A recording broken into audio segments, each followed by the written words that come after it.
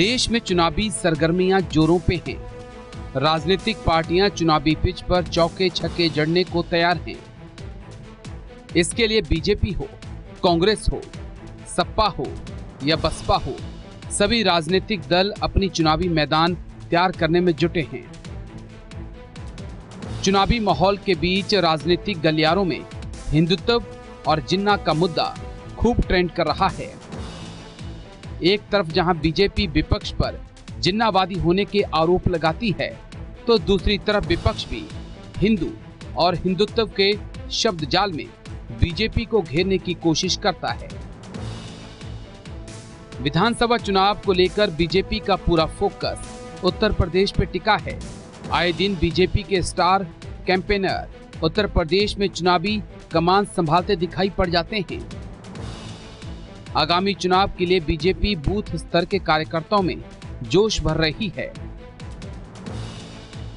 इस कड़ी में बीजेपी राष्ट्रीय अध्यक्ष जेपी नड्डा ने भी उत्तर प्रदेश में बूथ लेवल के कार्यकर्ताओं के सम्मेलन को संबोधित किया, जहां उन्होंने कार्यकर्ताओं को जीत का मंत्र देने के साथ ही विपक्ष पर वंशवाद के आरोप लगाए। सारी पार्टियां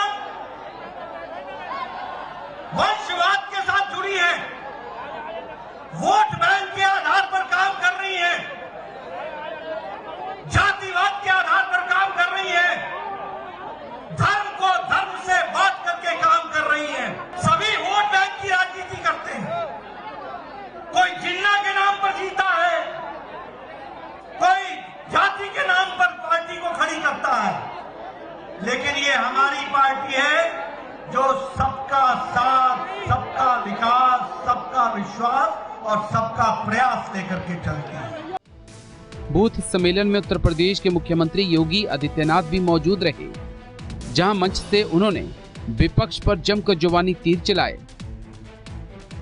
सीएम योगी ने कहा कि कोरोना काल में जब बीजेपी कार्यकर्ता जनता के बीच थे तो विपक्ष कहां था। चूंकि मंच चुनावी था, इसलिए राम मंदिर का जिक्र होना लाजमी था। सीएम योगी ने एक साथ सभी विपक्षी पार्टियों को घेरते हुए कहा कि क्या इन पार्टियों के होने से कभी राम मंदिर नहीं बनता। सपा की सरकार के समय अयोध्या में राम मंदिर बन जाता।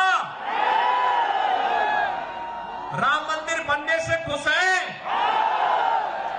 गांव के लोग खुश हैं, शहर के लोग, तो क्या घर घर बताओगे?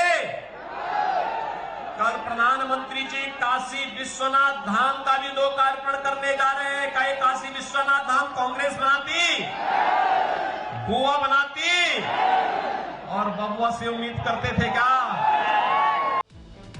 एक तरफ सीएम योगी और जेपी नड्डा विपक्ष पर जिन्ना और राम मंदिर को लेकर हमला बोल रहे थे, तो दूसरी तरफ कांग्रेस नेता राहुल गांधी जनता को हिंदू और हिंदुत्व की परिभाषा का पाठ पढ़ाने में लगे थे।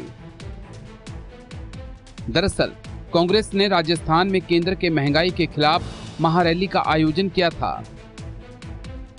महारैली में बड़ा जन सैलाब उमड़ा, जहां मंच से राहुल गांधी ने हिंदू और हिंदुत्व की नई परिभाषा बताई और कहा कि मैं हिंदू हूं, पर हिंदुत्ववादी नहीं हूं। मैं हिंदू हूं, मगर हिंदुत्ववादी नहीं हूं। ये सब हिंदू हैं, मगर हिंदुत्ववादी नहीं है। और आज मैं आपको हिंदू शब्द और हिंदुत्ववादी शब्द के बीच में फर्क बताना चाहता हूं। भाइयों और बहनों, महात्मा गांधी हिंदू, सही बोला? महात्मा गांधी हिंदू, गोडसे हिंदुत्ववादी। हिंदुत्ववादियों का राज है, हिंदुओं का नहीं।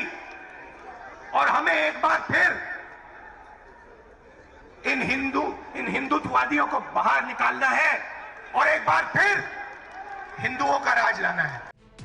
बहरहाल हिंदू और हिंदुत्व का मुद्दा नया नहीं है, ना ही राम मंदिर का मुद्दा नया है। चुनाव से पहले सेकुलर होने का ताज पहनकर घूमने वाले नेता चुनाव आते ही हिंदू और राम मंदिर के मुद्दे के साथ जनता के बीच पहुंच जाते हैं। चुनावी माहौल में देश में विकास की बातों से ज्यादा धर्म की बातें होती हैं। हालांकि आगामी चुनाव में मुद्दे किस पार्टी के खाते में कितनी सीटें डलवाएंगे, ये देखना दिलचस्प होगा। Bureau report, JK24/7 news.